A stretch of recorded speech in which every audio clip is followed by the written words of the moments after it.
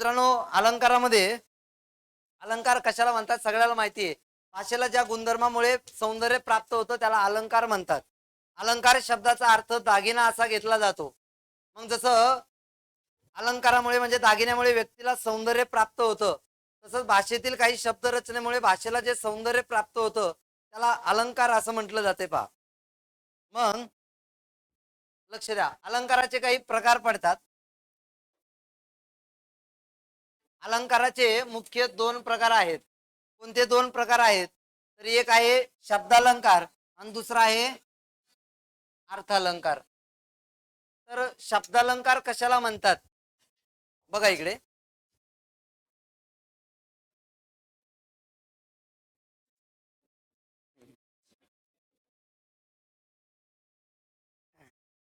तू लक्षच नाही लागायचं.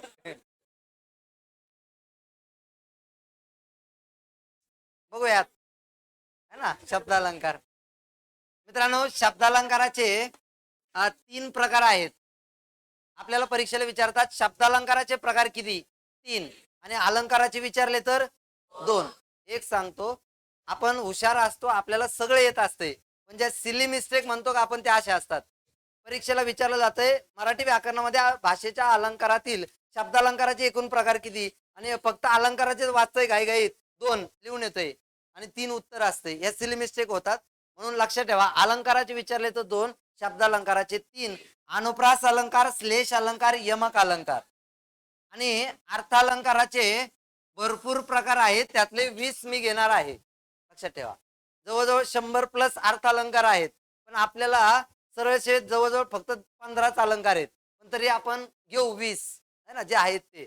तर एक एक अलंकार बघूयात. शब्दालंकार म्हणजे काय याची व्याख्या विचारलेली पहा. शब्द चमत्कृतीमुळे भाषेला जे सौंदर्य प्राप्त होते त्याला टिंबटिंब अलंकार म्हणतात. शब्द चमत्कृती शब्द आला रे आला की कोणता अलंकार लिहायचा, लक्षात ठेवा. मग शब्दालंकाराचे तीन प्रकार. पहिला अनुप्रास अलंकार, सगळ्याला माहिती आहे. जेव्हा कवितेच्या चरणात एकाच अक्षराची पुनरावृत्ती होऊन त्यातील नादामुळे भाषेला जे सौंदर्य प्राप्त होतं त्याला अनुप्रास अलंकार म्हणतात. म्हणजे याच्यामध्ये काय असतं रे, एवढंच लक्षात ठेवायचं, एकाच अक्षराची पुनरावृत्ती म्हणलं की कोणता अलंकार, अनुप्रास अलंकार. मग याच्यामध्ये उदाहरण बघ. काकूने काकाचे कामाचे कागद कात्रीने करा करा, कशाची पुनरावृत्ती, कची. पांडू पाटलाचा पांढरा पटका पाण्यात पटकन पडला, कची पुनरावृत्ती आहे. पुढे हिमालयाच्या हिमशिखरावर हेमा मालिनी हिंडत होती, कशाची पुनरावृत्ती आहे, कची. हे उदाहरण लक्षात ठेव. हा, बालिश भाऊ बायकांत बडबडला, कोणतं रे, कची पुनरावृत्ती, म्हणून अनुप्रास अलंकार. पेटविले पाषाण पठारावरती शिवबांनी, व या अक्षराची पुनरावृत्ती झालेली आहे. पुढे गडद निळे जल भरून आले, हे उदाहरण खूप वेळेस विचारले. अलंकार कोणता, अनुप्रास अलंकार आहे. कारण की याच्यामध्ये न ची पुनरावृत्ती आहे, ड ची पुनरावृत्ती आहे आणि द ची सुद्धा पुनरावृत्ती आहे. मग एकाच अक्षराची पुनरावृत्ती होत असेल तर कोणता अलंकार, म्हणून हे अनुप्रास अलंकाराचं उदाहरण आहे. गडद निळे जल भरून आले. पुढचं उदाहरण पहा, हे पण महत्वाचं आहे. मनमोहिनी तुझा मोहक मोहरा मनातून माझ्या मावळेना, कशाची पुनरावृत्ती रे, म ची पुनरावृत्ती आहे, है ना. पाठ कर, तुझ्या भविष्यात काम येईल वाक्य. हा, भविष्यात म्हणजे अरे 22 मार्चला किंवा म्हणजे पेपरला 22 किंवा 29 आपलं चाललंय ना त्याच्यावर, त्याला येऊ शकते. आणि भविष्यात नाही येणार काही काम. पुढे बघ, काटेकोर कायद्यापुढे कोणाचे काहीच चालत नाही, मग कशाची पुनरावृत्ती रे, क ची पुनरावृत्ती आहे. मित्रांनो, एक उदाहरण विचारले पहा खालचं. संत म्हणती सप्तपदे सहवासे सक्क साधूशी घडते, कशाची पुनरावृत्ती रे, स ची, म्हणून कोणता अलंकार. आता तू म्हणशील सर याचा अर्थ काय, तुला घेणं देणंच नाही, तुला सांगितलंय मी काय, पुनरावृत्ती बघ. तुला अर्थ मी त्या दिवशी सांगितलं, तुला अर्थ शिकायचा असेल तू रेग्युलर बॅचला ये. आणि तुला मी सांगितलं आपण PhD करू दोघं मिळून. हा, सगळं पार साधू संत सगळे आणू आपण त्याच्यात. सध्या फक्त वेळ कमी आहे आपल्याकडे, म्हणून तू लक्षात ठेवायचंय स स स स, म्हणून कोणता अलंकार, कळलंय का? हेच उदाहरण आहेत. याच्यामधलं मी सांगितलं ते एक लक्षात ठेव, एक लक्षात ठेव. हे उदाहरण हे सगळे पुस्तकातली उदाहरणं आहेत. ठीक आहे, आणि अशी विचारलेली आहेत. पुढचं उदाहरण बघा. सॉरी, पुढचा अलंकार श्लेष अलंकार. आताच आपण बघितला होता. श्लेष म्हणजे काय रे? एकाच शब्दाचे दोन अर्थ जेव्हा निघतात तेव्हा त्या अलंकाराला काय म्हणायचं? श्लेष अलंकार असं म्हटलं जातंय. पहा उदाहरणार्थ जर पाहिलं तर चला, श्लेष अलंकारात सबंग श्लेष आणि अभंग श्लेष असे प्रकार पण पाहायला मिळतात. सबंग म्हणजे काय? शब्दाची फोड होऊन दोन अर्थ निघत असतील तर त्याला म्हणायचंय सबंग श्लेष, आणि फोड न होता दोन अर्थ निघाले तर अभंग श्लेष. उदाहरणार्थ बघा, श्रीकृष्ण नवरा मी नवरी, शिशुपाल नवरा मी नवरी. इथं नवरी शब्दाची फोड होऊन दोन अर्थ निघतात. एक नवरी म्हणजे वधू आणि दुसरा नवरी म्हणजे लग्नास नकार. म्हणजे फोड होऊन दोन अर्थ म्हणजे कोणता श्लेष? कोणता? सबंग श्लेष आहे. शंकरास पुजले मी सुमनाने, आणि खाली वाक्य बा, शंकरास पुजले मी सुमनाने. म्हणजे वरच्या वाक्यामध्ये सुमन म्हणजे फुल आणि खाली सुमन म्हणजे चांगले मन. शब्दाचे फोड होऊन दोन अर्थ म्हणून कोणती? सबंग. सांगलीला येशील का, है ना? यस. सांगलीला म्हणजे सांगली शहराला येशील का, इथं असा अर्थ आहे. आणि दुसरं सांगलीला येशील का म्हणजे दुसऱ्यांदा लीलालाच विचारलं जातंय, है ना? म्हणजे इथं लीला नावाची व्यक्ती, म्हणजे इथं व्यक्तीसाठी वापरलंय. आणि इथला सांगली शब्द कशासाठी वापरला रे? म्हणून कोणती व्यंजना? सॉरी, कोणता श्लेष? अभंग की सबंग? सबंग. सबंग म्हणजे फोड होऊन दोन अर्थ तिला म्हणतात. पुढे बघ, मारुतीला डोळे किती. हा, इथं बघ, मारुतीला डोळे किती, आणि इथं म्हणलंय बघ, मारुतीला डोळे किती, है ना? म्हणजे इथं पहिल्या याच्यामध्ये विचारलंय मारुती म्हणजे हनुमानाला डोळे किती, आणि दुसऱ्या याच्यात विचारलं जातंय मारुतीला डोळे किती म्हणजे तिला किती डोळे मारू असं विचारलंय. म्हणजे मारुती शब्दाचे किती अर्थ रे? हा, आता क्लिक झालंय काही ना. लई लेट करंट आहे बाळा तुला, आणि तुझं काय खरं नाही असं लेट करंट असल्यावर. इथं हाय व्होल्टेज लागतंय, नाही तर लई कठीण आहे. पुढं बघ,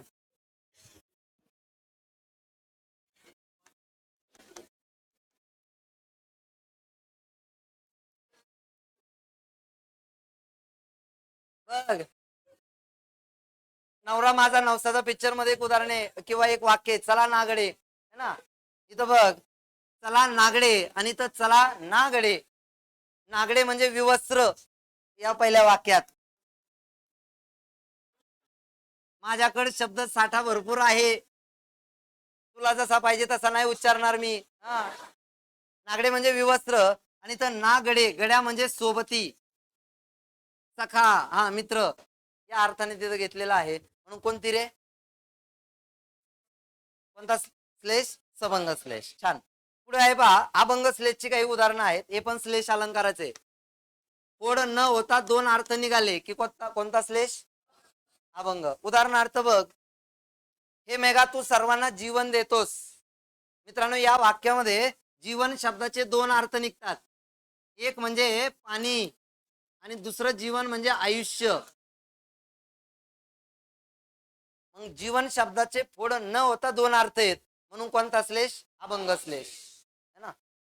मित्राच्या उदयाने कोणाला आनंद होत नाही. मित्रांनो, इथे मित्र शब्दाचे दोन अर्थ, एक मित्र म्हणजे सूर्य आणि दुसरा मित्र म्हणजे सोबती, हा दोस्त, सखा, हा तुझा जान. हा, लक्षात ठेव, तो म्हणजे मित्र. मित्र शब्दाचे किती अर्थ? कोणता? सूर्य आणि सोबती. म्हणून हे कोणता श्लेष आहे? अभंग श्लेष. आयुष्यात पहिल्यांदा हार स्वीकारण्याची वेळ आली. आताच पाहिला होता, हार म्हणजे पराभव आणि दुसरी म्हणजे फुलांची माळ, म्हणून अभंग श्लेष आहे किंवा श्लेष अलंकार. एवढं लक्षात ठेवा. महादेवाच्या देवळात आरती चालली होती.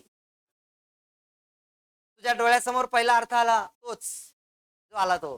देवळात आरती चालली होती किंवा देवळात, महादेवाच्या देवळात आरती चालली होती म्हणजे आरती नावाची मुलगी या अर्थाने एक निघतोय, आणि महादेवाची आरती या अर्थाने एक निघतोय. म्हणजे किती अर्थ निघाले?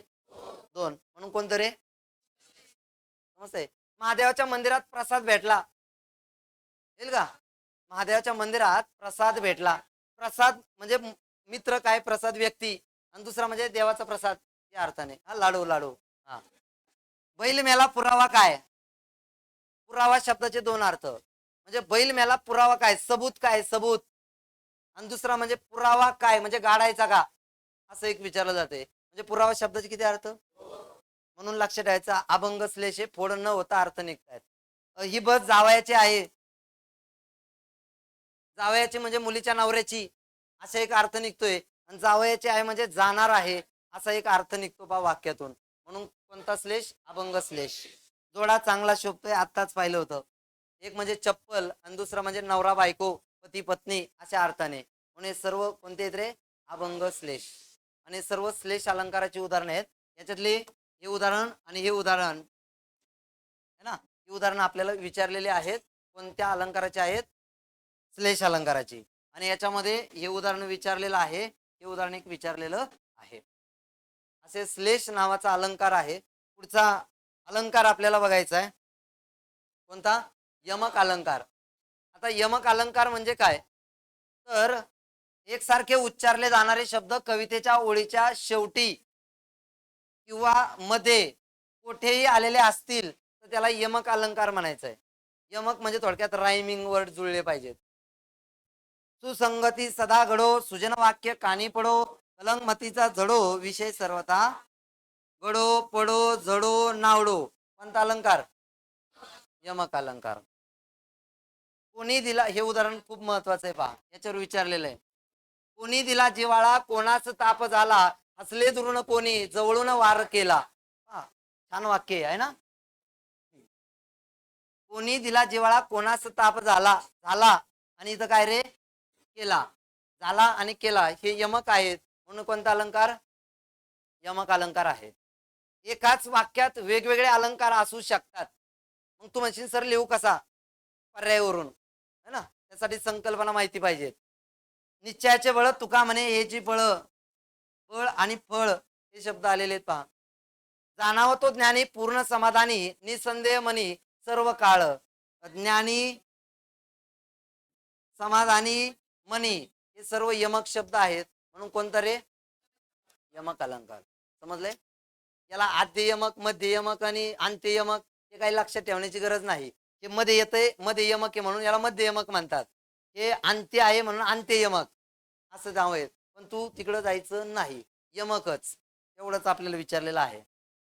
हा महत्वाचे अलंकार आहे, ते समजून घ्या. अर्थालंकार म्हणजे काय?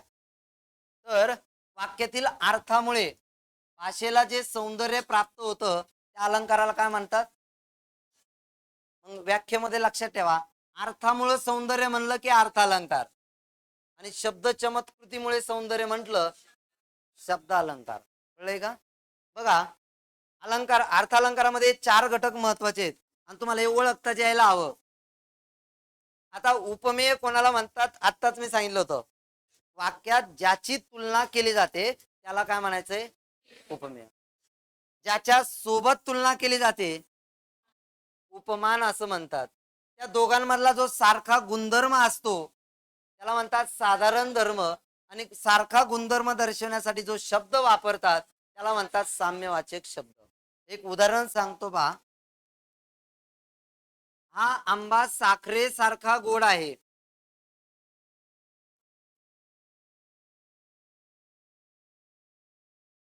बघा, हा आंबा साखरेसारखा गोड आहे.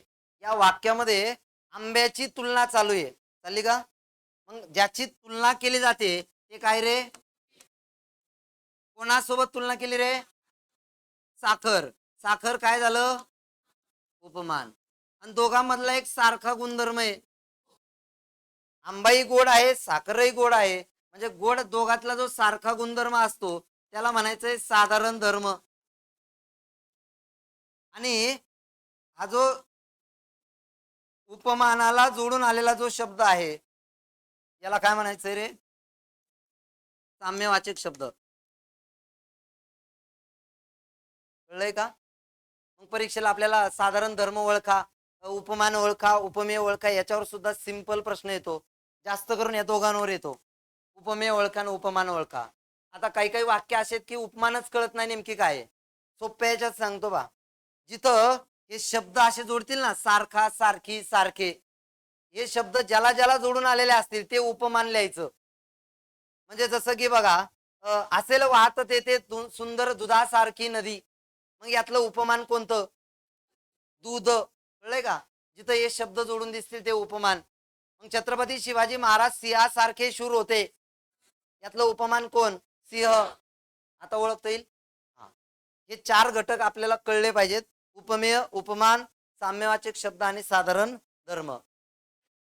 पुढे आहे पहा, याच्यातला पहिला अलंकार उपमा अलंकार. मित्रांनो, काही काही अलंकार खूप महत्वाचे आहेत आणि हे आवडीचे आहेत. उपमा अलंकार बघा, उपमा अलंकार कशाला म्हणतात याची व्याख्या सुद्धा पाठ पाहिजे. उपमेय आणि उपमान यांच्यातील सारखेपणाचे वर्णन जेथे केलं जातं त्याला म्हणतात उपमा अलंकार. म्हणजे उपमा अलंकारात काय असतो रे? दोन गोष्टीतला सारखेपणा. उपमेय आणि उपमानातील सारखेपणाचं वर्णन जिथे करतात तिथे कोणता अलंकार? उपमा.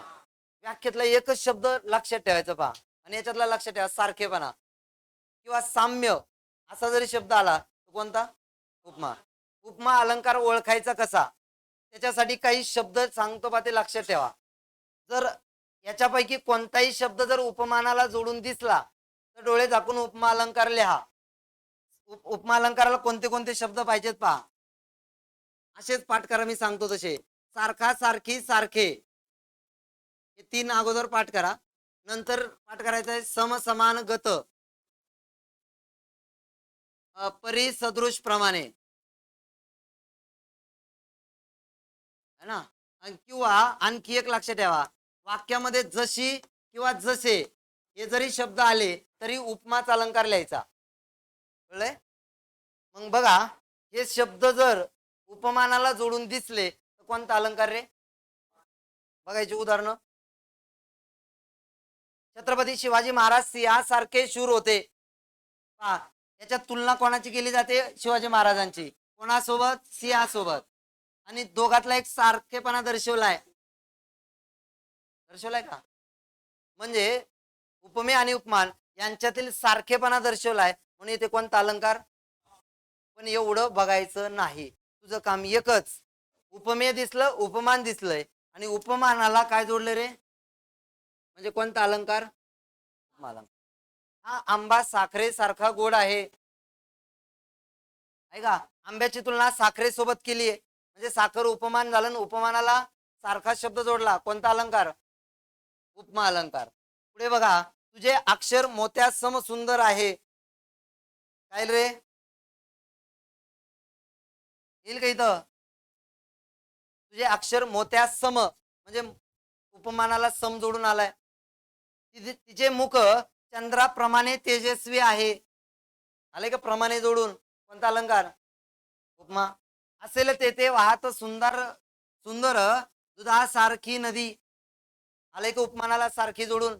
कोणता अलंकार? उपमा अलंकार. मला या वाक्यातील उपमेय सांगा. नदीची तुलना केली आहे कोणासोबत? दुधासोबत. समजले? मुंबईची घरे मात्र लहान कबुतराच्या खुरड्यासारखी. आले का? खुरड्यासारखी. मग यातले उपमान कोणतं? खुरड. आणि यातलं उपमेय कोणतं? मुंबईची घरे. हे त्यातलं काय रे? उपमेय. सावळाचा रंग तुझा पावसाळी नभापरी. काय आले? आले का परी उपमानाला जोडून? सुशीला गोगलगाई सारखी हळूहळू चालत होती. सारखी, याच्यावर असा प्रश्न विचारलेला आहे, सुशीला गोगलगाई सारखी हळूहळू चालत होती, वाक्यातील उपमान ओळखा. गोगलगाय हे त्यातलं उपमान आहे. आभाळागत माया तुझी आमावरी राहू दे. आभाळागत, गत जोडून आले का? म्हणजे कोणता अलंकार? उपमा अलंकार. इथे बघा, गाईचे डोळे जसे लोण्याचे गोळे. काय आलं रे? जसे. मग जसे, जशी असं जरी आलं तर कोणता अलंकार असतोय? उपमा अलंकार असतोय. पहा, है ना, लक्षात ठेवायचं. याच्यामध्ये आणखी एक उदाहरण होतं पहा, मी जरा सांगतो. एक उदाहरण असं आहे, वने पसरली वाटी जशी शाल पांघरली. वने पसरली वाटे जशी शाल पांघरली. कोणता अलंकार रे? का आलं ना जशी. बरेच जण याचं उत्प्रेक्ष अलंकार लिहू शकतात है ना, वाटेमुळं. पण वाटे नाही, जशी. लक्षात ठेवा. म्हणजे काय दर्शवणार आहे? सारखेपणा. म्हणजे वन अशी पसरलेली आहेत जसं काही कशासारखे रे? शाल पांघरली आहे. म्हणजे दोघांमध्ये काय दर्शवला जातोय? सारखेपणा. कळलंय का? कोणता अलंकार कळलाय का? कोणते शब्द पाहिजेत? सारखा, सारखी, सारखे, सम, समान, गत, परी, सदृश, प्रमाणे, जसे आणि जशी हे शब्द वाक्यात दिसले, उपमा अलंकार लिहा. कळला? त्याच्यानंतर पुढचा अलंकार आहे पहा, उत्प्रेक्ष अलंकार. आता उत्प्रेक्ष अलंकार कशाला म्हणायचं बघा, तर जेव्हा उपमेय हे जणू उपमानच आहे अशी कल्पना ज्या वाक्यात केली जाते ते कोणता अलंकार होतो? उत्प्रेक्ष. याच्या व्याख्येतलं काय लक्षात आहे सांगू का? जणू. आणि कल्पना एक शब्द याच्यात येतो पहा. उपमेय हे जणू उपमान आहे अशी कल्पनेचे वर्णन जेथे केलं जातं त्याला टिंबटिंब म्हणतात, उत्प्रेक्ष अलंकार. कारण व्याख्या सगळ्या सारख्याच दिसतात म्हणून सांगतोय. आता उत्प्रेक्ष अलंकार ओळखायचा कसा? तर याच्यामध्ये काही साम्यवाचक शब्द येतात. जणू, जणू काय, गमे, भासे, वाटे की हे शब्द जर वाक्यात दिसले तर कोणता अलंकार लिहायचा? उत्प्रेक्ष. जणू, गमे, भासे, वाटे की हे सारखे शब्द आले की अलंकार असतोय. बघा, ती गुलाबी उषा म्हणजे परमेश्वराचे प्रेम जणू. काय आला रे? कोणता अलंकार? त्याचे अक्षर जणू काय मोतीच. आलंय का? जणू काय. लक्षात ठेवा. आकाशातील चांदण्या जणू फुलांची पकरण. विचारलेले उदाहरणे पाहिजे. आकाशातील चांदण्या जणू फुलांची पकरण. अलंकार ओळखा. उत्प्रेक्षा. हाती तलवार घेऊन शत्रूवर धावत जाताना तो जणू वर्तमान कर्दन काळ वाचत होता. मी म्हणतो किती लांबलचक वाक्य येऊ दे, तुला मी शब्द जे सांगतोय तेवढे हायलाइट कर फक्त डोक्यात. इथं काय रे? जणू. त्याचा अर्थ काही घेणं देणं नाही आपल्याला. हाती तलवार घेऊन शत्रूवर धावत असताना जाताना तो जणू कर्दन काळ वाचत होता. म्हणजे जणू आलंय. म्हणजे कोणता अलंकार? हा, आंबा जणू साखर, तुझे अक्षर जणू काय मोतीच. ठीक आहे, झालंय. किल्लारीचा भूकंप असा भासे, सृष्टीचा तांडवच. आलंय का? भासे. मुंबईची घरे जणू कबुतराचे कुरडेच. आलंय का? तिचे मुख जणू चंद्रच. छत्रपती शिवाजी महाराज जणू सिंहच होय. येतंय का? कोणता अलंकार? कोणते शब्द पाहिजेत? समजले? जणू, जणू काय, गमे, भासे, वाटे की असे शब्द दिसले, उत्प्रेक्ष अलंकार. उपमा आणि उत्प्रेक्ष या दोघातच मुलं कन्फ्यूज असतात आणि या पद्धतीने ते ओळखा. त्यानंतर पुढचा अलंकार आहे पण रूपक अलंकार. रूपक अलंकार कशाला म्हणतात? उपमेय आणि उपमान हे भिन्न नसून दोन्ही एकच आहेत असं एकरूपतेचं वर्णन जिथं केलं जातं त्याला काय म्हणायचंय? म्हणजे रूपक अलंकारात उपमेय आणि उपमान यांच्यात काय दर्शवले जाते रे? एकरूपता. एकरूपता शब्द दिसला तर कोणता अलंकार लिहायचा? रूपक. पुढचं उदाहरणार्थ बघा पहा, देह देवाचे मंदिर, आत आत्मा परमेश्वर. आता याच्यामध्ये एकरूपता दर्शवलेली आहे पहा. देह आणि देवाचं मंदिर दोघं एकसारखे असतात पहा. कसे? जसं देहामध्ये आत्मा असतो तसा मंदिरामध्ये परमेश्वर असतोय. म्हणजे मंदिरातला परमेश्वर दिसत नाही आणि देहामधला आत्मा सुद्धा दिसत नाही. म्हणजे दोन्ही एकरूपता आहे. म्हणून कोणता अलंकार आहे? रूपक अलंकार. समजतंय? लहान मूल म्हणजे मातीचा गोळा, आकार द्यावा तशी मूर्ती घडते. लहान मूल आणि मातीचा गोळा याच्यात एकरूपता दर्शवली. कशी? दोघांनाही जसा आकार देऊ तशी मूर्ती घडते. लहान मुलावर तुम्ही जसं संस्कार कराल तसा त्याची मूर्ती घडते. तसंच मातीच्या गोळ्यावर आपण जसे संस्कार करू म्हणजे त्याला आकार देऊ तसतशी त्याच्यापासून मूर्ती बनते. म्हणजे दोन्हीमध्ये काय आहे? म्हणून कोणता अलंकार? रूपक अलंकार. दोन्ही उदाहरणं विचारलेले आहेत. पुढे बघा, वाघिणीचे दूध प्याले वाघ बच्चे फाकडे. खूप वेळेस आलेलं उदाहरणे. काहीच मेळ लागाना. कशात काय एकरूपता दर्शवली? काय एकरूपता आहे याच्यात? शिक्षण असते का? शिक्षण आणि वाघिणीच्या दुधात एकरूपता दर्शवली आहे. म्हणजे जसं वाघिणीचं दूध पिल्यानंतर माणूस बलवान बनतो किंवा बुद्धिवान बनतो, तसं शिक्षण घेतल्यानंतर माणूस बलवान होतो, बुद्धीने ताकदवान होतो. म्हणजे दोघांमध्ये काय रे? एकरूपता. मग इथं एकरूपता दर्शवलेली आहे. म्हणून हे उदाहरण कुठे? रूपक अलंकार. लक्षात ठेवायचं आहे. पुढे आहे पहा, बाई काय सांग स्वामींची ती दृष्टी, अमृताची वृष्टी मज होय. है ना? एक बाई काय म्हणते पहा, बाई काय सांगो स्वामींची ती दृष्टी. स्वामी म्हणजे मालक, धनी, नवरा. त्याच्यासाठी स्वामी शब्द समानार्थी. विचारलेला शब्द आहे स्वामी शब्द समानार्थी. काय रे? नवरा, हा, मालक. तर ती बाई काय म्हणते बघ, बाई काय सांगो स्वामींची ती दृष्टी, म्हणजे माझ्या नवऱ्याची नजर काय सांगू तुला, है ना, अशी आहे अमृताचा पाऊसच. है ना? म्हणजे तिला नवऱ्याची नजर आणि अमृताचा पाऊस या दोघात सारखे म्हणजे एकरूपता दिसते. म्हणून कोणता आहे? रूपक अलंकार आहे. कळले? कशाची तुलना कशासोबत चालली रे? स्वामींच्या दृष्टीची तुलना कोणासोबत केली? आणि दोघांमध्ये काय आहे? एकरूपता. म्हणून कोणता अलंकार? रूपक अलंकार. छत्रपती शिवाजी महाराज हे सिंह होते, म्हणजे दोघात एकरूपता दर्शवलेली आहे. म्हणून कोणता अलंकार? रूपक. ऊट पुरुषोत्तमा वाट बाई रमा, ताई मुखचंद्रमा सकळांशी. उदाहरण विचारलेलं आहे. कोणता अलंकार? रूपक. काय आहे बा त्याच्यामध्ये काय सांगितलेलं आहे?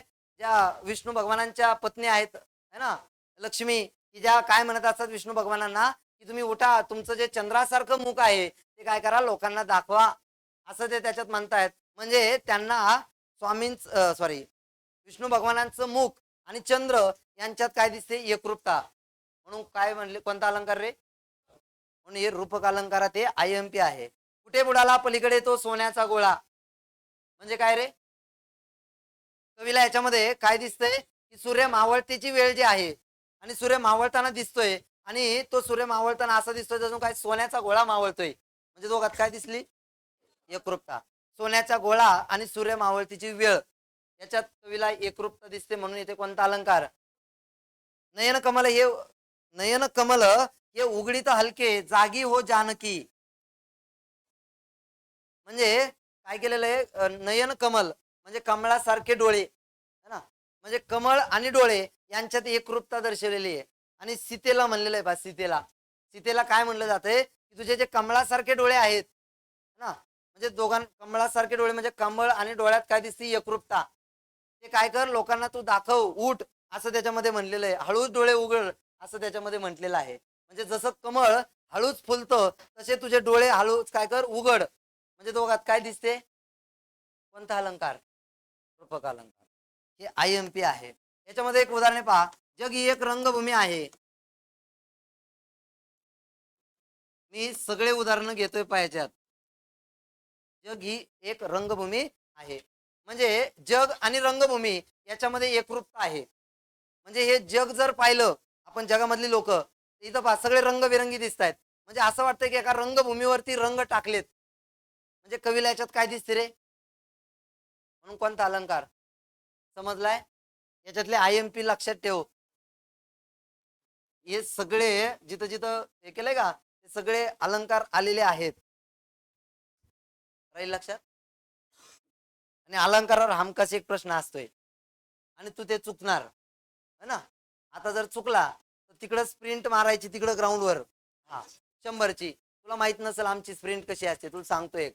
हा, काय करायचं? एक निबार भिंत बघायची, तिकडं निबार तुटली नाही पाहिजे एका याच्यात, आणि डोळ्याला एक पट्टी बांधायची आणि 100चा म्हणजे अंदाजाने बांधायची.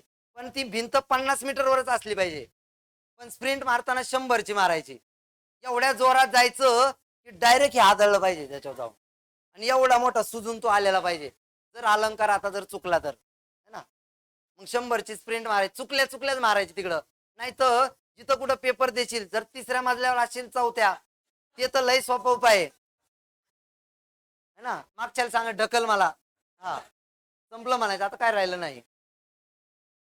या व्यतिरेक अलंकाराकडे, मरू दे माझे केस टाक, मेला तर मेला तू, हा ओपन, हा टाक. बघ इकडं व्यतिरेक अलंकार. व्यतिरेक अलंकार कशाला म्हणतात? व्यतिरेक म्हणजे काय? हा लक्ष द्या. व्यतिरेक म्हणजे श्रेष्ठत्व, आधिक्य, वरचढपणा, हे त्याचा अर्थ होतो. मग इथं काहीतरी श्रेष्ठ दर्शवलं जातं. मग उपमेय हे एखाद्या गुणाच्या बाबतीत उपमानापेक्षा श्रेष्ठ आहे असं वर्णन जिथं केलं जातं ते व्यतिरेक अलंकार होतो. ही व्याख्या विचारलेली आहे. व्याख्येतला काय लक्षात ठेवायचं?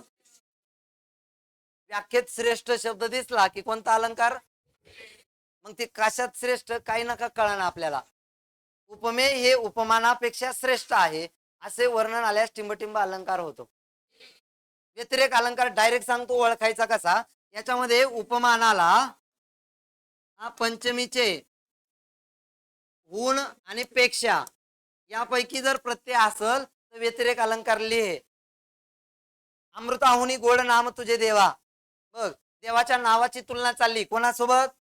अमृतासोबत. आणि काय जोडलंय? कोणता अलंकार? बस एवढंच लक्षात ठेव.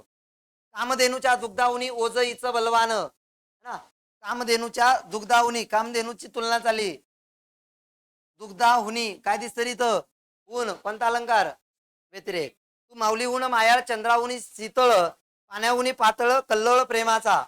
प्रेमाची तुलना चालली आहे. सांगायला एवढा टाइम नाही आता ती, है ना. तू माऊलीहून मायाळ, चंद्राहुनी शीतळ, काय दिसतं रे? हुन हुन म्हणजे कोणता अलंकार? व्यतिरेक अलंकार आहे. पुढे, हा आंबा साखरेपेक्षा गोड आहे. जिथं उपमानाला पेक्षा जोडून येईल तो कोणता अलंकार? व्यतिरेक. जसं की बा छत्रपती शिवाजी महाराज सिंहापेक्षा शूर होते. अरे पेक्षा, सिंहापेक्षा शूर नसते, पण इथं दाखवलंय म्हणजे उपमेयाला श्रेष्ठ मानलंय. कोणापेक्षा? उपमानापेक्षा. म्हणून अलंकार कोणता? आणि श्रेष्ठत्व दर्शवण्यासाठी उपमानाला पंचमीचे हुन आणि पेक्षा प्रत्यय जोडून येतात. कळलं इथपर्यंत? संत मेनाहुनी मऊ असतात. बोला आले का? कोणता अलंकार? व्यतिरेक. पांचट अलंकार आहे स्वभावोक्ती. स्वभावोक्ती अलंकार कशाला म्हणायचे? यातलं व्याख्येतलं एकच शब्द लक्षात द्यायचंय. प्राणी, वस्तू, व्यक्ती, प्रसंग यांच्या हालचालीचे किंवा स्वभावाचे हुबेहूब वर्णन ज्या वाक्यात केले जाते ते कोणता अलंकार होतो? स्वभावोक्ती अलंकाराचे 3 उदाहरणं पाठच ठेवायचे. एक गणपत वाण्याचं, दुसरं मेलेल्या पक्ष्याचं, आणि तिसरं उदाहरण म्हणजे एका चिमुकल्या सरदाराचं. काय म्हणतोय बघ. चिमुकली पगडी जळके शिरी, चिमुकली तलवार धरे करी, चिमुकला चढवी वर चोळणा, चिमुकला सरदार निगेरणा. एक चिमुकला सरदार आहे, चिमुकला मुलगा आहे, त्याला सरदाराचा पोशाख घातलाय आणि त्याचं वर्णन केलंय. काय म्हणलंय पहा, हुबेहूब वर्णन आहे. चिमुकला पगडी, चिमुकली पगडी झळके शिरी म्हणजे त्या मुलाच्या चिमुकली पगडी आहे ती झळकतीये डोक्यावर. चिमुकली तलवार धरे करी, चिमुकली तलवार आहे त्या मुलाच्या हातामध्ये. चिमुकला चढवी वर चोळणा, तो काय करतोय? त्याचं धोतर वर खोचतोय आणि असं वाटतंय चिमुकला सरदार निगेरणा. तो सरदार असं वाटतंय लहान मुलगा रणांगणात लढायला चाललाय. असं कवीने हुबेहूब वर्णन केलंय. म्हणून कोणता अलंकार? कळले? मी सांगितलंय चिमुकल्या सरदाराचं उदाहरण आलं की कोणता अलंकार? पुढचं उदाहरण पहा. ते मातीत पसरले ते अतिरम्य पंख, है ना. याचं एक सांगतो. काय झालेलं असतंय, एक म्हणजे पिल्लांची आई चारा आणण्यासाठी घरट्याबाहेर गेलेली असते आणि ती जेव्हा घरट्याकडे परतते तेव्हा एक वादळ येतं आणि वादळामध्ये ते घरटं उद्ध्वस्त झालेलं असते आणि पिल्लं सगळी जमिनीवर पडलेली असतात आणि ती मेलेली असतात. त्या मेलेल्या पक्ष्याचं हुबेहूब वर्णन कवीने केलेलं पहा, नारायण वामन टिळक यांनी. त्यांनी काय म्हणलंय पहा, मातीत पसरले ते अतिरम्य पंख, केले वरी उदर पांडुर निष्कलंक, चंचू तशीच उघडी पदही लांबविले, निष्प्राण देह पडला श्रमही निमाले. म्हणजे काय म्हणलेलं आहे पहा, एक पक्षी आहे, मातीत पसरलेले पंख, अतिरमेश सुंदर पंख, त्याने केले वरी उदर, त्याचं पोट कसं रे वर, पांडुर निष्कलंक, काळं असलेलं असं काळं सावळं पोट त्या पक्षाने वरती केलंय. चंचू तशीच उघडी, म्हणजे त्या पक्षाची चोच उघडी आहे, पाय लांबून दिलेले आहेत, पद लांबविले, निष्प्राण देह पडला, निष्प्राण म्हणजे प्राण नसलेला, आणि त्या आईचे श्रम निमाले असं याच्यामध्ये म्हटलेलं आहे. म्हणजे हुबेहूब वर्णन केलंय त्या पक्षाचं, म्हणून कोणता अलंकार. त्याच्यानंतर एक बासी मर्डेकर नावाचे जे कवी आहेत यांनी एक गणपत वाण्याचं हुबेहूब वर्णन केलेलं आहे. एक वाण्याचं दुकान असतंय आणि त्या दुकानामध्ये तो वाणी दुकानाच्या बाहेर बसलेला असतोय बा, आणि त्याच्या दातामध्ये एक काडी असते आणि तो काहीतरी मनात पुटपुटत असतो. हे सांगताना कवी काय म्हणतात पहा, गणपत वाणी विडी पिताना चावायचा नुसतीच काडी आणि मनाशीच म्हणायचा या जागेवर बांधीन मी माडी. म्हणजे गणपत वाणी काय करायचा, विडी पिऊन झाला की नुसती काडी चावत बसायचा आणि म्हणायचा की या जागेवर मला काय करायची आहे, माडी बांधायची आहे. असं तो हुबेहूब वर्णन इथं कवीने केलंय, म्हणून कोणता अलंकार ओळखता येईल. छान. पुढचा आहे अतिशयोक्ती अलंकार. अतिशयोक्ती अलंकारामध्ये लक्षात ठेवायचं पहा, एखादी गोष्ट आहे त्यापेक्षा फुगून सांगताना त्यातील असंभाव्यता अधिक स्पष्ट करून सांगितलेली असते, तेथे अतिशयोक्ती अलंकार होतो. म्हणजे पहा, अतिशयोक्ती अलंकारामध्ये काय असतं रे, असंभाव्यता. असंभाव्यता म्हणजे ती गोष्ट संभाव्यच नसते. आणि आणखी मनात आणखी एक प्रश्न निर्माण होतो, कसं शक्य आहे ना. बघा हे उदाहरण विचारलेले पहा, जो अंबरी उफळता खूर लागला आहे, तो चंद्रमा निज तनुवरी डाग लागला आहे. म्हणजे काय म्हटलेलं आहे पहा याच्यामध्ये, की जो तुम्ही आकाशामध्ये चंद्र बघतात त्या चंद्राला जो डाग लागलाय, हा डाग कसा लागलाय, कवी म्हणतात की घोड्याची रेस चालू होती, रेस, आणि ते घोडा जेव्हा पळत होता तेव्हा त्याच्या खूर जे असतात, खूर, त्या खुराची माती माग उडत होती, ती धूळ उडाली आणि डायरेक्ट चंद्राला जाऊन लागली आणि त्याचा डाग त्या चंद्रावर पडला. शक्य आहे का रे? म्हणजे काय केलंय, अतिशयोक्ती, फुगून सांगितलेलं आहे, म्हणून कोणता अलंकार. पुढचा अलंकार बघ, पुढचं उदाहरण, ती रडली समुद्राच्या समुद्र. कसं शक्य आहे, एवढं रडतोय का माणूस, समुद्राच्या समुद्र है ना. म्हणजे कोणता रे, तुझे पाय असे भासतात जणू काय हवेवर नाचतात, है ना. अतिशयोक्ती बाळा, है ना. याच्यात जणू जरी आलं तर उत्प्रेक्षा लिहू नको, कारण इथं काय म्हणलंय बा, तुझे पाय असे वाचतात, म्हणजे तिच्या पायाकडे तो पाहून काय म्हणतोय की मला असं वाटतंय तुझ्या पायाकडे बघितल्यानंतर की जणू काय तू हवेवरच नाचतीयस. शक्य आहे का हवेवर नाचणं, म्हणून कोणता अलंकार, अतिशयोक्ती अलंकार. समजतंय पाठीमाग, आहेत का जिवंत, आहे ना. हा, जिवंत रहा.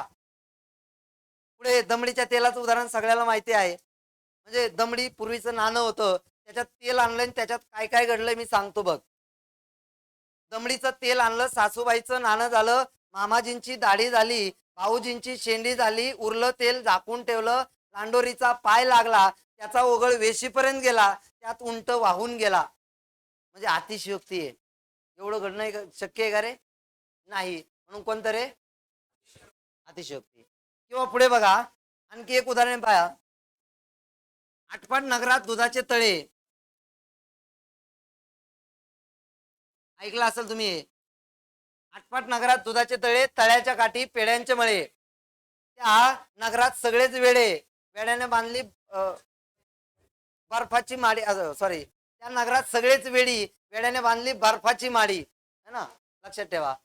म्हणजे अशा पद्धतीने त्याच्यामध्ये काय केलं रे, अतिशयोक्ती. म्हणजे एक आटपाट नावाचं नगर आहे, त्या नगरात दुधाचे तळे म्हणतात. शक्य आहे का रे, नाही. आणि एवढं थांबत नाहीत, त्या दुधाच्या तळ्याच्या काठी पेड्यांचे मळे म्हणतंय.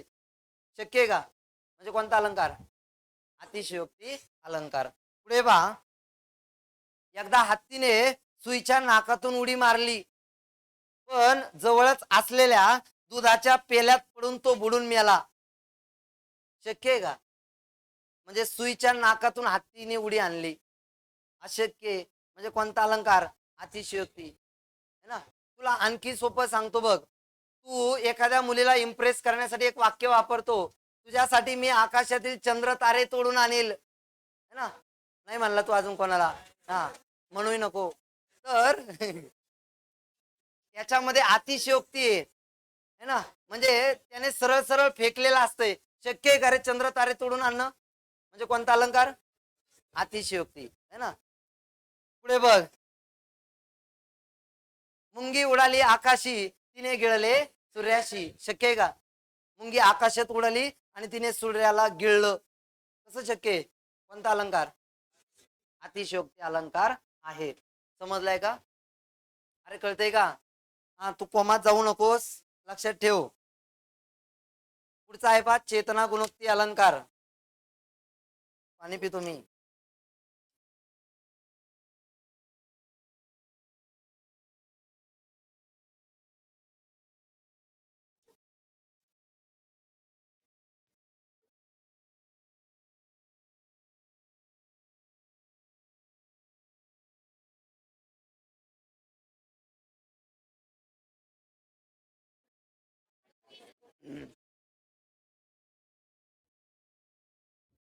हा, लक्ष द्या. कोणाला झोप लागली का? लागली असली सनकेन कानाखाली मारून घे स्वतःच्याच. हा, स्वतःच्या सांगितलं, स्वतःच्या अशी मारायची अशी आणि साप दिशी वाजवायची. परत झोपत नाही लागली पाहिजे, है ना. असो, बघा इकडे. जाऊ, अरे नको मारू, राहू दे. हा, ते चेष्टेत एवढे भांडणं लांबायला बसले की ते लय लांब जातील, आणि वरून तू सांगशील सरच म्हणलं ते की मार म्हणून, है ना. बघा, चेतना गुणोक्ती अलंकार कशाला म्हणतात? जेव्हा निर्जीव वस्तू, बोल नका, निर्जीव वस्तू सजीवाप्रमाणे कृती करत आहे असं जर वर्णन आलं तर कोणता अलंकार रे? म्हणजे निर्जीव वस्तू सजीवाप्रमाणे, हे लक्षात ठेवायचं पाहिजेतलं. मग उदाहरणार्थ पहा, चाफा बोले ना चाफा चाले ना, चाफा खंत करी काही केल्या बोले ना. इथं सजीवाप्रमाणे वर्णन आलंय चाफ्याचं, पण चाफा बोलू शकतोय का? चालू शकतोय का? नाही. पण इथं वर्णन तसं आलंय सजीवाप्रमाणे, म्हणून कोणता अलंकार? उदाहरण पाठच ठेवायचं बघ. बटाट्याचा खमंग रस्सा पिऊन रस्ताही तृप्त झाला. मला सांगा, बटाट्याचा खमंग रस्सा, मग रस्सा पिऊ शकतोय का? हे माणूसच करू शकतो, सजीवच ही क्रिया करू शकतो. पण इथं निर्जीव वस्तूने ती क्रिया केली, म्हणून कोणता अलंकार? चेतना गुणोक्ती अलंकार.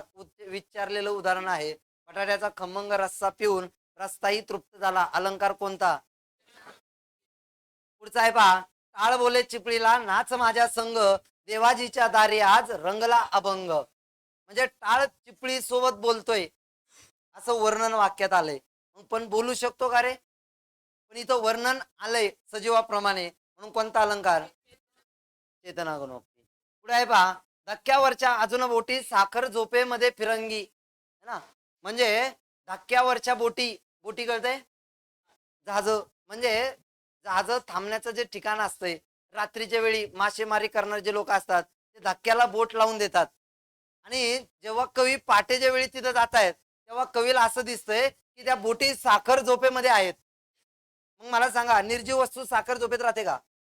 पण इथं दाखवलंय, म्हणजे कोणता अलंकार? डोकी अलगत घरे उचलती काळोखाच्या उशावरुनी, विचारलेला अलंकार आहे पहा.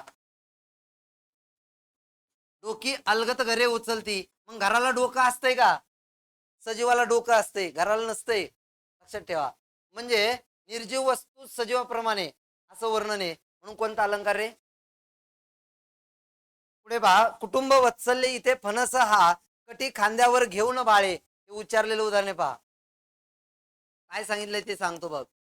कुटुंब वत्सल्य इथे फणस हा, म्हणजे फणसाचं झाड जर तुम्ही बघितलं तर त्याच्याकडे असं वाटतंय की ते कुटुंब जसं असतंय ना, कुटुंबातला प्रमुख माणूस, तो जसं लेकरांना खांद्यात म्हणजे खांद्यावर वगैरे घेतो तसं असतंय पहा.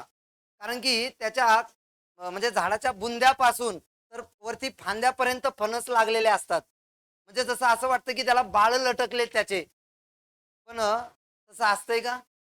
म्हणजे सजीवाच्या बाबतीत घडतंय, म्हणून येथे कोणता अलंकार आहे विचारलेला आहे, विचारू शकतात, लक्षात ठेवा. हे फणसाचं उदाहरण, कुटुंब वत्सल्य इथे फणस हा, म्हणजे फणसाचं झाड कुटुंब वत्सल्यासारखं आहे, म्हणजे त्याच्या फांद्या बुंद्यापासून तर असं फांद्यापर्यंत फणस लागतात. आणि असं वाटतं जसं खटी कांद्यावर घेऊन बाळे, म्हणजे असं वाटतंय की त्याच्या बाळ खांद्यावर येत, असं त्या फणसाच्या झाडाकडे पाहिल्यावर वाटतंय. म्हणजे सजीवाप्रमाणे दर्शवलंय म्हणून कोणता अलंकार? पुढे पहा दृष्टांत अलंकार, सोपा आहे. जर एखादा विषय पटवून द्यायचा असेल तर त्याच अर्थाचा दाखला जिथं दिला जातो तिथे कोणता अलंकार होतो? दृष्टांत. याच्यामध्ये तुकाराम महाराजांचे काही अभंग याच्यामध्ये येतात पहा. त्याच्यामध्ये एक आणखी एक उदाहरण पहा. न कळता पद अग्निवरी पडे, न करी दाह असे न कधी घडे, हा एक अभंग आहे. आणि लक्षात ठेवा कशामध्ये जातो? दृष्टांत अलंकार. त्याच्यामध्ये आणखी एक उदाहरण येतं पहा. लहानपण देगा देवा. ओके, तुला कळलं. लहानपण देगा देवा, मुंगी साखरेचा रवा, ऐरावत रत्न तोर त्याशी अंकुशाचा मार, कोणता अलंकार? कारण की लहानपण चांगलं असते आणि मोठ्यापणी आलापेष्टा सहन करायला लागतात, याच्यासाठी मुंगी आणि हत्तीचा दाखला त्याच्यात दिलेला आहे. आणि आणखी एक उदाहरण पहा. निवडी वेगळे क्षीर अन पाणी.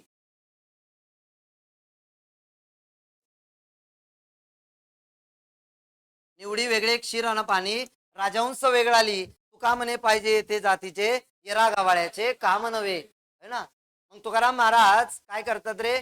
क्षीर आणि पाणी म्हणजे दूध आणि पाण्याचं उदाहरण देऊन आणि राजहंसाचा दाखला देऊन आपल्याला एक विषय पटवून देतात. कोणता? की ते सांगतात माणसाने राजहंसासारखं असलं पाहिजे. समाजामध्ये चांगले आणि वाईट लोक मिक्स आहेत. जसं दूध आणि पाणी मिक्स केल्यानंतर राजहंस पक्षी काय करतो रे? त्यातील पाण्याला काढून फेकून देतो, म्हणजे दूध शिल्लक ठेवतो. तसं माणसाने असलं पाहिजे राजहंसासारखं, की चांगले आणि वाईट लोक या समाजात मिक्स आहेत, यातले वाईट लोक काढून फेकले पाहिजेत, म्हणजे चांगले लोक आपल्या आयुष्यात राहतील, है ना. याच्यासाठी राजहंसाचा दाखला दिलेला आहे. हे उदाहरण लक्षात ठेवा. कोणता अलंकार? दृष्टांत. पुढचा आहे बा सार अलंकार, महत्वाचा आहे. एखादी घटना चढत्या किंवा उतरत्या क्रमाने मांडून त्यातील उत्कर्ष किंवा अपकर्ष साधलेला असेल तर तेथे कोणता अलंकार होतो? याच्यात एकच लक्षात ठेवायचं, चढता किंवा उतरता क्रम असतो. याच्यात महात्मा फुलेंचं एक ओळ आहे पहा. कोणतं रे? विद्येविना मती गेली, मतीविना नीती गेली, नीतीविना गती गेली, गतीविना वित्त गेले, वित्तविना शूद्र कचले, इतके अनर्थ एका अविद्येने केले. सगळं क्रमाक्रमाने मांडलंय म्हणून कोणता अलंकार? सार अलंकार. पुढचं एक उदाहरण हे खूप महत्वाचं आहे, विचारलेलं आहे. आधीच मरकट तशातही मध्य प्याला, झाला तशात जरी रुचिक दंश त्याला. आता याच्यात काय सार मांडलाय ते सांगतो. क्रमाने सांगितलेली घटना आहे पहा. कशी? आधीच मरकट, मरकट म्हणजे माकड तोंडाचा, म्हणजे आधीच माकड तोंडाचा आहे, तशातच तो मद्य प्याला, म्हणजे माकड तोंडाचा व्यक्ती आहे तो मद्य प्याला म्हणजे दारू पिला. आणि दारू पिल्यानंतर त्याला त्याच्यात काय झालं रे? विंचू चावला. म्हणजे क्रमाक्रमाने घडले. आधी माकड तोंड, नंतर दारू पिला, नंतर त्याला विंचू चावला, म्हणजे क्रमाने घटना सांगितली म्हणून कोणता अलंकार? उदाहरण लक्षात ठेवा. कळले? आणखी उदाहरण सांगता येईल पहा. तो आला त्यानं पाहिलं त्याने सर्व जिंकून घेतले. तो आला त्याने पाहिले त्याने सर्व जिंकून घेतले. घटना कशी आहे? क्रमाने, म्हणून कोणता अलंकार? सार अलंकार याच्यामध्ये आपल्याला पाहायला मिळतो. पुढचा अलंकार आहे पहा अनन्वय अलंकार. अनन्वय अलंकारामध्ये उपमेयाची तुलना उपमेयासोबत केली जाते. अनन्वयचा अर्थच पहा स्वतःची तुलना स्वतःसोबत, आणि स्वतःची म्हणजे उपमेयाची. मग आपल्याला याची व्याख्या विचारलेली आहे. ज्या वाक्यामध्ये उपमेयाची तुलना उपमेयासोबत केली जाते तेथे टिंबटिंब अलंकार होतो, अनन्वय. उदाहरणार्थ पहा, आई सारखी मायाळू आईच. आईची तुलना कोणासोबत केली रे? आई सोबतच केली. सागरासारखा गंभीर सागरच, सागराची तुलना कोणासोबत केली रे? सागरासोबतच केली है ना. इकडे बघ, आहे ताजमहाल या जगती तोच त्याच्या परी. काय म्हणलं याच्यात? जगामध्ये एक ताजमहाल आहे आणि तो त्याच्याच परी आहे, म्हणजे त्याच्याच सारखा आहे. म्हणजे ताजमहालाची तुलना कोणासोबत केली? ताजमहालासोबत. झालेत भाऊ, आहेतही भाऊ, होतीलही भाऊ, परंतु या सम हाच, हे उदाहरण विचारलं होतं बा कुठंतरी आता मागे, है ना. झाले तर भाऊ, होतील भाऊ, आहेतच भाऊ, परंतु या सम हाच. म्हणजे याच्यामध्ये अर्जुनाची तुलना आहे बा. अर्जुनासारखा परत होणे नाही. म्हणजे पहा, झाले तर भाऊ, अनेक होऊन गेलेत, होतीलही भाऊ, है ना, होतीलही भाऊ, आहेतही भाऊ, परंतु या सम हाच. म्हणजे अर्जुनासारखा धनुर्धारी अर्जुनच होता, त्याच्यासारखा दुसरा कोणी नव्हता. म्हणजे स्वतःची तुलना कोणासोबत केली रे? अरे तूच कित्येक वेळेस म्हणतो, अनेक जण असतील, अनेक जण आहेत, अनेक जण होते, पण माझ्यासारखा मीच आहे, है ना, दुसरा कोणी होऊ शकत नाही. म्हणजे आपण काय करत असतोय? स्वतःची तुलना स्वतःसोबत. या दानाशी या दानाहुनी अन्य नसे उपमान. म्हणजे दानाची तुलना दानासोबत केलेली आहे. म्हणजे एका व्यक्तीने दान केलंय आणि तो म्हणतोय की या दानाला, याच दानाची उपमा आहे, याला दुसऱ्याची उपमा देता येणार नाही. मग दानाची तुलना कोणासोबत केली? मग कोणता अलंकार? अनन्वय. समजलाय का? लक्षात ठेवा. पुढचा अलंकार आहे पहा, आपण होती अलंकार. आपण होती म्हणजे काय? आपण होती शब्दाचा अर्थ होतो लपवणं किंवा झाकणे. म्हणजे आपण होती अलंकारात काहीतरी लपवलं जाते. मग काय लपवलं जाते पहा, उपमेयाला लपवून ते उपमानच आहे असं जेथे वर्णन येतं तेथे कोणता अलंकार? मग यातलं तू लक्षात काय शब्द? व्याख्येतला शब्द लपवून. आणि व्याख्या विचारलेली आहे, उपमेयाला लपवून ते उपमान आहे असे वर्णन आल्यास कोणता अलंकार होतो? आपण होती अलंकार. उदाहरणार्थ बघा, हा आंबा नाही ही साखरच आहे. म्हणजे आंब्याला कमी लेखलंय किंवा लपवलंय आणि साखर आहे असं दर्शवलंय. कळतंय का? आणखी सोपं सांगतो, आपण ते अलंकारातलं पहिलं वाक्य नकारार्थी असतंय. काय दर्शवतंय? नकार. हा आंबा नाही ही साखरच आहे, म्हणजे नाही दर्शवलंय. की हृदय नसे, हृदय नसे परी थंडीला धगधगते, है ना. म्हणजे हृदय नाही, एक आग आहे, आग असं म्हणलेलं आहे पहा, है ना. लक्षात ठेवा. म्हणजे कोणता अलंकार? हे ओठ कशाचे, देठची पुलले परी जातिकाचे, है ना. इथे नकारार्थी. तू म्हणशील सर कुठे नकारार्थी आहे? पण आहे, कसं बघ. हे ओठ कशाचे, म्हणजे काय म्हणलंय पहा, हे ओठ नाहीत तर हे पारिजातिकाच्या फुलाचा देठ आहे. म्हणजे खूपच मोठाले ओठ असतील, है ना. हे ओठ कशाचे, म्हणजे ओठ नाहीत तर पारिजातिकाच्या फुलाचा काय रे? देठ. म्हणजे ओठाला झाकलंय आणि पारिजातिकाच्या फुलाचा देठ आहे असं दर्शवलंय. म्हणून कोणता अलंकार? हे महाराज नाहीत, हे सिंहच आहेत. येईल का? कोणता अलंकार? आता ओळखता येईल का? काय कळलं आपण उतीत? एखादी उपमेयाला लपवलं जाते किंवा पहिलं वाक्य नकारार्थी असते, कोणता अलंकार लिहायचा? पुढचा बघा, पर्यायुक्त अलंकार. पर्यायुक्त म्हणजे काय? एखादी गोष्ट सरळ शब्दात न सांगता पर्यायी शब्द वापरून सांगणं, त्याला म्हणायचं पर्यायुक्त अलंकार. म्हणजे सरळ सरळ बोलायचंच नाही. समजा एखादा मेला आहे, डायरेक्ट म्हणायचं नाही तो मेला. मग काय म्हणायचं? तो देवाघरी गेला. कुठे गेला? म्हणजे पर्यायी शब्द वापरले, है ना.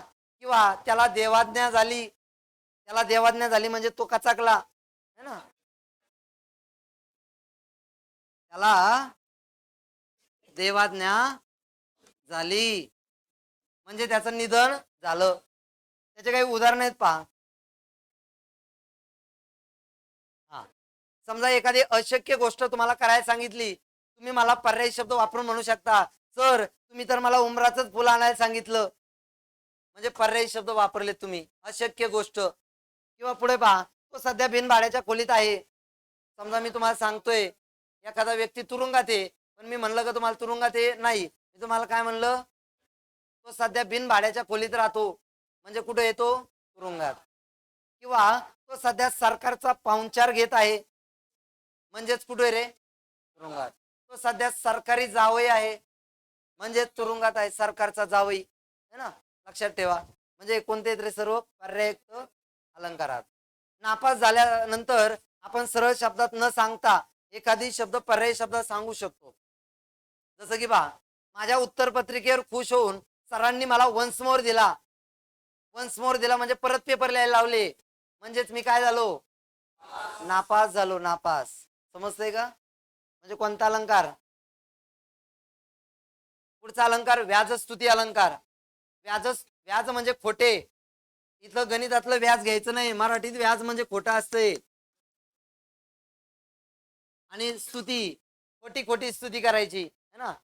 म्हणजे याच्यामध्ये काय असतंय पहा, बाहेरून एखाद्या व्यक्तीची निंदा केली जाते, परंतु आतून स्तुती करत असतो. आणि कधी कधी आतून निंदा असते, पण समोर वरून वरून आपल्याला निंदा काय करावं लागते, स्तुती. मग बाहेरून स्तुती पण आतून निंदा, किंवा बाहेरून निंदा पण आतून स्तुती, असं वर्णन आलं की कोणता अलंकार? एक उदाहरण आहे पहा, हे उदाहरण विचारलेलं आहे, महत्वाचं आहे. होती वदन चंद्राच्या दर्शनाचे आसती, अर्धचंद्र तू द्यावा कृपा याहुनी कोणती. याचा अर्थ सांगतो बा, समजेल लगेच. की वदन म्हणजे काय रे, मुख है ना. म्हणजे बऱ्याच वेळा असं होत असतंय पहा, की एखाद्या व्यक्तीला आपल्याला निमंत्रण द्यायचं नसतंय है ना, आणि निमंत्रण द्यायचं नसतंय, पण योगायोगाने तो समोर भेटतो. समजा आपल्या घरी, माझ्या घरी काहीतरी कार्यक्रम आहे आणि मला तुम्हाला निमंत्रण द्यायचं नाही, पण योगायोगाने तुम्ही मला भेटले.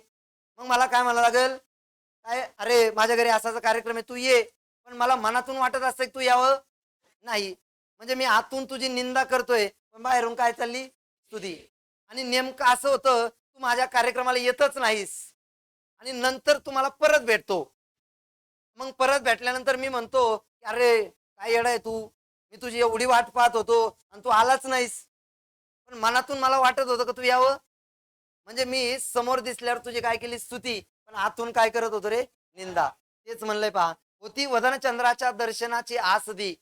म्हणजे तुझं वदन म्हणजे मुख पाहण्याची माझी खूप आस होती, आणि नंतर मी मनात काय म्हणतो, अर्धचंद्र तू द्यावा कृपा याहून कोणती. म्हणजे तू येऊच नाही. किती भारी झालं है ना, आलाच नाही ते. म्हणजे मी बाहेरून काय करतोय रे, स्तुती, पण आतून त्या व्यक्तीची काय करतोय, निंदा. म्हणून कोणता अलंकार? व्याजस्तुती अलंकार आहे. याचं आणखी एक उदाहरण सांगतो. समजा आपला एखादा कंजूस मित्र असतो, आपल्याला माहिती आहे हा कंजूस आहे, पण 4 मित्रात गेल्यावर त्याचं कुठेतरी राखावी लागते आपल्याला थोडीशी है ना. म्हणता येत नाही लयच कंजूस आहे. मग आपण 4 मित्रात गेलो, म्हणतो अरे हा माझा मित्र आहे ना, लय उदार आहे, तुला काय सांगू, लय म्हणजे लय उदार. म्हणजे आपण त्याची काय केली रे, बाहेरून स्तुती, पण आतून काय करत असतोय. म्हणून कोणता अलंकार? व्याजस्तुती अलंकार आहे. तेवढं लाईटचे बटन टाका एक 5 मिनिटासाठी. हा ठीक आहे. आणि बघ इकडे आता, लक्ष, नंतर बंद करू आपण. हे कळलंय का, व्याजस्तुती? काय कळलं तुला? याच्यामध्ये बाहेरून स्तुती, आतून निंदा. म्हणजे थोडक्यात खोटी खोटी स्तुती जिथं केली जाते, तो अलंकार कोणता? व्याजस्तुती अलंकार आहे. पुढचा अलंकार आहे बा, असंगती अलंकार. अतिशय सोपा. असंगती म्हणजे काय, कृती एका ठिकाणी आणि त्याचा परिणाम दुसऱ्या ठिकाणी, तेव्हा तो अलंकार कोणता? असंगती. उदाहरणार्थ बा, गुलाब माझ्या हृदयी फुलला, रंग तुझ्या गालावरी खुलला है ना. हा वा वा. तर इथं काय म्हणलंय पहा, की गुलाब माझ्या हृदयी फुलला म्हणजे आनंद मला झालाय, पण रंग तुझ्या गालावर म्हणजे तुझ्या गालावर तो आनंद मला दिसतोय. म्हणजे कोणता अलंकार रे? म्हणजे कृती एका ठिकाणी आणि त्याचा परिणाम कुठे रे, दुसऱ्या ठिकाणी. पुढे बघा, बाळ तानुलं पडलं जमिनीवरी, जखम झाली त्याच्या मातेच्या काळजावरी. म्हणजे पडलंय कोण, बाळ, आणि जखम कोणाला झाली, मातेला. म्हणजे कृती एकीकडे झालीये, पण परिणाम कुठे दिसतोय. म्हणजे कोणता अलंकार? असंगती अलंकार आहे. त्याच्यानंतर पहा, आग सोमेश्वरी बंब रामेश्वरी विचारलं जाते पहा. म्हणजे काय रे, म्हणजे आग सोमेश्वरला लागली आणि बंब कुठे झाला, रामेश्वरला. म्हणजे इथं कृती एकीकडे घडली, पण परिणाम कुठे चाललाय, दुसरीकडे. म्हणून कोणता अलंकार आहे? असंगती अलंकार आपल्याला पाहायला मिळतो. समजलाय का? अरे कळलंय का? त्याच्यानंतर पुढचा अलंकार आहे बघा, विरोधाभास अलंकार. आता विरोधाभास अलंकार खूप वेळेस विचारला जातो, महत्वाचा असलेला अलंकार आहे. वरवर पाहता विरोध, मात्र वास्तविक तसा विरोध नसतो, तेव्हा तेथे कोणता अलंकार होतो? आणखी सोपं सांगतो, याच्यामध्ये 2 गोष्टी विरोध असतात एकमेकांच्या. जरी आंधळा तरी मी तुला पाहतो. आंधळा व्यक्ती पाहू शकतोय का? म्हणजे विरोधाभास आहे. म्हणून कोणता अलंकार? आणि सांगायचं म्हणजे वास्तविक असं घडत नाही. आंधळा व्यक्ती पाहू शकत नाही, म्हणजे वास्तविक असं घडत नाही. म्हणून कोणता अलंकार? विरोधाभास अलंकार आहे. पुढचा अलंकार बघा. मरणात खरोखर जग दिसते, मरायला लागला आणि जग दिसायला लागले, विरुद्ध गोष्टी यात. म्हणून कोणता अलंकार रे? विचारलेलं आहे पहा. पुढचं उदाहरण आहे. स्वतःसाठी जगलास तर जगलास, सॉरी, स्वतःसाठी जगलास तर मेलास आणि दुसऱ्यासाठी जगलास तरच जगलास, असं असतंय का? स्वतःसाठी जगलं माणूस मरतय, असं होत नाही. म्हणजे दोन्ही गोष्टी एकमेकाच्या कशा आहेत रे? विरुद्ध. म्हणून कोणता अलंकार? विरोधाभास अलंकार आहे. पुढे बघा, हे उदाहरण खूप महत्वाचं आहे. मग मेनाहुनी विष्णुदास आम्ही वज्राचं बैदू व्हायचे. मग मला सांगा, मऊ गोष्ट वज्र, वज्र म्हणजे दगड, दगडाला भेदू शकते का? नाही.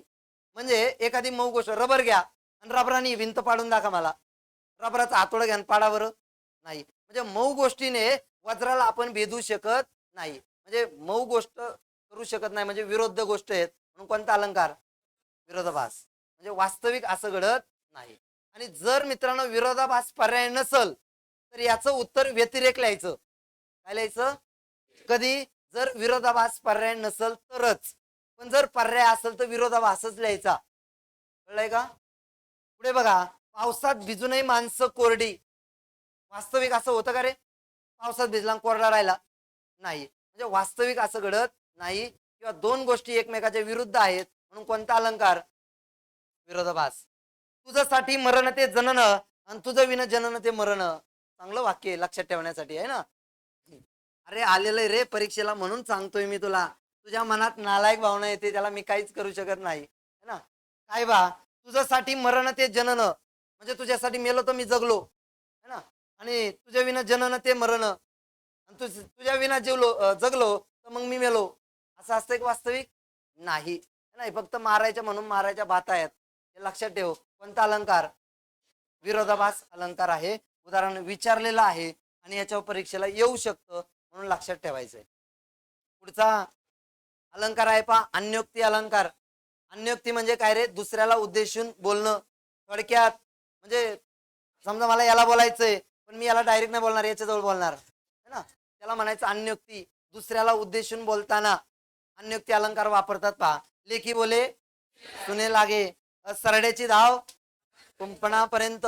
समजा माझा मित्र आहे आणि मला माहिती तो काय करू शकतो, पण मग मी त्याच्याशी बोलतच नाही. मग मी काय करणार आहे? याच्याजवळ म्हणणार, मला माहिती आहे सरड्याची धाव कुंपणापर्यंत, बरोबर त्याला बोललं जाणार, कोंबणा त्याला बसणार. म्हणजे कोणता अलंकार? साकेत कळसा येथे समस्त वैरे बसतात लोक, का भाषेने मधुर तू करीशी अनेक. म्हणजे इथं कोणता अलंकार आहे? अन्योक्ती अलंकार, है ना. हे लक्षात ठेवा, उदाहरण विचारलेलं आहे. बैऱ्याचं उदाहरण लक्षात ठेवा. बैऱ्याचं कोणत्या अलंकारात आहे? अन्योक्ती, है ना. त्याच्यानंतर पुढे बघा, अर्थांतरण्यास अलंकार. आता अर्थांतरण्यास अलंकार कशाला म्हणतात? जेव्हा एखादं सामान्य विधान दिलेलं असते आणि त्याच्यातून सामान्य सिद्धांत काढला जातो, तेव्हा त्याला म्हणतात अर्थांतरण्यास अलंकार. आणि हे उदाहरण विचारलेले आहेत पहा. जसं की कठीण समय येता कोण कामास येतो, या वाक्यातून आपण एक सामान्य सिद्धांत काढतो. काय काढतो रे? काय पण, की वाईट वेळ आल्यावर कोणीच कामाला येत नाही. आपण नॉर्मल सिद्धांत काढला, म्हणून याला काय म्हणायचंय? अर्थांतरण्यास. पुढचं उदाहरण आहे पहा. अत्युच्चपदी थोरही बिघडतो, हा बोल आहे खरा. म्हणजे एखादा व्यक्ती मोठ्या पदावर गेला की त्याचं वागणं बोलणं बदलतं, असं आपण त्याच्यातून सिद्धांत काढला. म्हणून कोणता अलंकार? अर्थांतरण्यास आहे पहा, लक्षात ठेवा. आणि तिसरं आहे पहा, एका हाती कधीतरी मुली वाजते का टाळी. मग याच्यातून आपण एक सिद्धांत काढतो. काय रे? एका हाताने टाळी वाजत नाही म्हणजेच काय? ते एका व्यक्तीची चूक नसते, लक्षात ठेवा. म्हणून हे सिद्धांत आपण त्याच्यातून काढला. जातीच्या सुंदरांना काही शोभते, याच्यातून काय सिद्धांत काढला रे? एखादी जर सुंदर व्यक्ती असेल तर त्यांनी काही घातलं की त्याला काय दिसतं रे? ते शोभून दिसतं. म्हणजे जातीच्या सुंदरांना काहीही शोभते, म्हणजे तो जातीवंत सुंदर पाहिजे, है ना. नाही तर मग काळा, तुला कळलं, किती मेकअप कर काही उपयोग नाही. पण ते जर जातीवंत सुंदर असत तर तुम्ही काही घाला त्याला शोभून दिसणार आहे. म्हणून कोणता अलंकार? म्हणजे याच्यातून काय काढला जातो रे? सामान्य विधानावरून सामान्य सिद्धांत, त्याला कोणता अलंकार म्हणतात? कळलं? हे उदाहरण विचारलंय, अत्युच्च पदी जाता तोरही बिघडतो हा बोला आहे करा. अलंकार ओळखा अर्थांतरण्यास. ससंदेह, ससंदेह म्हणजे काय? उपमेय कोणते आणि उपमान कोणतं असा संशय निर्माण होऊन मनाची द्विधा अवस्था झाल्यास कोणता अलंकार होतो रे? संशय शब्द व्याख्येत दिसला की ससंदेह अलंकार लिहा आणि याच्या व्याख्या विचारलेल्या आहेत. कळते का? उपमेय कोणते आणि उपमान कोणते असा संशय निर्माण झाल्यास कोणता अलंकार होतो? हा दोरखंड की साप है ना. समजा एखाद्या अंधारामध्ये दोरी पडलेली आहे, तिकडं नेमकी ती दोरी आहे की साप आहे मला कळनाच, म्हणजे माझ्या मनात काय निर्माण झाला रे? संशय. आणि मनाची काय निर्माण झाली? द्विधा अवस्था. म्हणजे तो अलंकार कोणता? कोणता माणूस चंद्रमा भोरीचा की नभीचा, है ना. म्हणजे चंद्र कोणाला म्हणू? त्या भोरीच्याला म्हणू की वरती नभीचा आहे त्याला म्हणू? म्हणजे याला काय निर्माण होतं रे कवीला? संशय. म्हणून कोणता अलंकार? आणि आणखी सोपं सांगतो बघ, याच्यामध्ये असे प्रश्नचिन्ह येतात. हे प्रश्नचिन्ह आला की संशय असतो नेहमी. म्हणून कोणता अलंकार? ससंदेह अलंकार. त्याच्यानंतर पुढचा अलंकार आहे पहा, भ्रांतिमान. भ्रांतिमान अलंकारामध्ये काय असतो रे? भ्रम. मग उपमानाच्या जागी उपमेय आहे असा भ्रम निर्माण होऊन तशी कृती घडल्यास कोणता अलंकार होतो? मग भ्रम शब्द म्हटलं की कोणता अलंकार रे? आणि संशय शब्द म्हणलं तर बघा याच्यामध्ये एक शब्द लक्षात ठेवायचा, काय रे? मानोनी, मानून, मानोनी हे असे शब्द दिसले की कोणता अलंकार? आता उदाहरण पाठ करायचं नाही, उदाहरणाचा अर्थ तर बिलकुल समजून घ्यायचा नाही. बघ आता इथं काही दिसतंय तुला मानोनी वगैरे? पलाश पुष्प मानोनी शंखचंचू मध्ये आली तोही जांभूळ मानोनी त्यास चोची मध्ये धरी. मानोनी शब्द आला, कोणता अलंकार? बघ पुढे, भृंगे विराजित नवी अरविंद पत्रे पाहुनी मानोनी तिचेच विशाल नेत्रे. काय आला रे? कोणता अलंकार? बस उदाहरण पाठ करायचं नाही. कळलंय तुला? आणि एक शेवटचा अलंकार व्याजोक्ती अलंकार. व्याज म्हणजे काय रे? मग कर्ज है ना. व्याज म्हणजे खोटे आणि उक्ती म्हणजे बोलणे. म्हणजे याच्यामध्ये खोटं बोललं जाते. एखाद्या गोष्टीचं खरं कारण लपवून जेव्हा खोटं कारण दिलं जातं तेव्हा त्याला व्याजोक्ती अलंकार म्हणतात. आणि याच्यामधले दोन उदाहरणं आहेत पहा. येता क्षण वियोगाचा,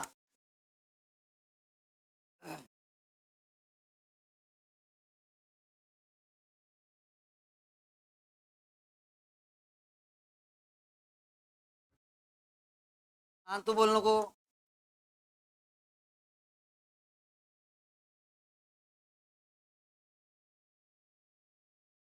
काय उदाहरण रे? येताक्षण वियोगाचा पाणी नेत्रामध्ये दिसे डोळ्यात काय गेले म्हणून नैना पुसे.